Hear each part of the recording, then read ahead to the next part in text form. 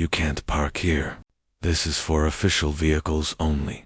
That's what he said, the first words out of his mouth on the morning I was supposed to marry the love of my life. My name is Danielle Brooks, and that day, the air felt like a promise. Blue sky, soft breeze, and the smell of magnolia in the church garden. Everything was perfect, the kind of morning brides dream about, until that patrol car pulled up. My fiancé Marcus was helping my dad unload flowers when the officer approached us. He wasn't angry at first, just the kind of calm that hides arrogance. His name tag said Officer R. Turner, and his voice carried that smug rhythm people use when they want to remind you who's in control. "You folks part of this event?" he asked, even though the wedding arch, the chairs, and the dozens of people dressed in pastel colors made the answer pretty clear. "Yes, sir," Marcus said, polite as ever. "It's our wedding." Turner's eyes flicked over him, then to me, then back to our guests. "Whose idea was it to have this here? You didn't get a city permit." My maid of honor stepped forward, papers in hand. "We did, officer. The city approved it weeks ago." He didn't even look at them. "I'll need to verify that." Marcus and I exchanged a look, that quiet understanding you share when something feels off, but you don't want to ruin the moment. Then, things escalated fast. He started radioing for backup, saying he had a large, unauthorized gathering. The words hit me like cold water. People turned, whispering. The music stopped. I walked toward him slowly. "Officer, please. This is a private ceremony. We've done everything by the book." He smirked. "Funny. You don't look like the kind of folks who care about permits." The crowd gasped. My mother froze mid-step. Marcus clenched his jaw, but didn't move. I felt my heart pounding, not from fear, from disbelief. It was 2025, and somehow we were right back in 1955. Another patrol car arrived. 2 more officers stepped out, hands resting near their belts. Turner puffed his chest.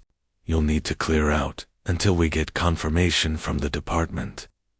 Marcus stepped forward, calm but firm. "Sir, you're making a mistake." Turner's hand twitched near his holster. "Step back."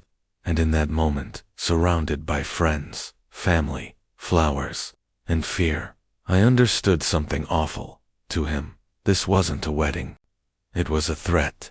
My father whispered to me, "Let it go, baby." I looked at him, then at Marcus. "No," I said quietly. "Let them dig their own grave first." The next half hour felt like a lifetime. Guests were told to remain calm. The caterer stood frozen, with a tray of lemonade.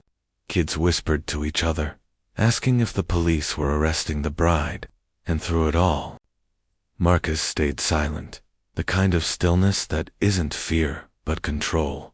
That's when a black SUV turned the corner and parked right behind the patrol cars.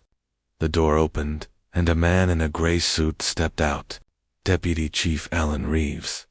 Turner straightened instantly, saluting. "Sir?" Reeves cut him off with a look. "What's going on here?" Turner gestured toward us. "Unpermitted event, sir. Possibly trespassing." Reeves frowned. "You mean the wedding I signed off on last month?" Silence. Then Reeves turned to Marcus and me. "My apologies, Mr. and Mrs. Brooks. Congratulations on your wedding." Turner's face went pale. "Wait, you know them?" Reeves nodded. "Of course I do. Agent Marcus Brooks here is one of the lead consultants with our federal task force, the one that trains local law enforcement in community ethics."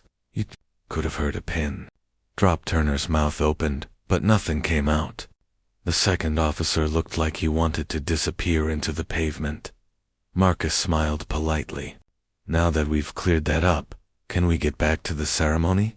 Reeves turned to the crowd. "Enjoy your day, folks. And as for these officers," his tone hardened, "they'll be spending the next few weeks reviewing the very training they ignored." The guests erupted in applause. Turner looked like he wanted to melt into his uniform. As the cars drove away, my father chuckled under his breath. Told you to let them dig their grave first. The rest of the ceremony went on perfectly. I walked down the aisle barefoot, because my heels had sunk in the grass, Marcus's hands trembling just slightly as he took mine. When the pastor said, "You may kiss the bride," the cheers were louder than the church bells. Later that night, when the candles were burning low and the laughter turned soft, Marcus held me close and whispered, "You know, you could have lost your cool back there." I smiled. "What would that have done?" He shrugged. "Proved them right." I laughed softly. "No, we proved ourselves right." He kissed my forehead. "To justice, then. To love," I said. "The only kind that changes people." Outside, the sky stretched dark and endless, stars glimmering like forgiveness itself. And somewhere, I hoped, Officer Turner was sitting through a long, uncomfortable ethics lecture, realizing that the people he'd humiliated that morning were the ones teaching him what respect really means.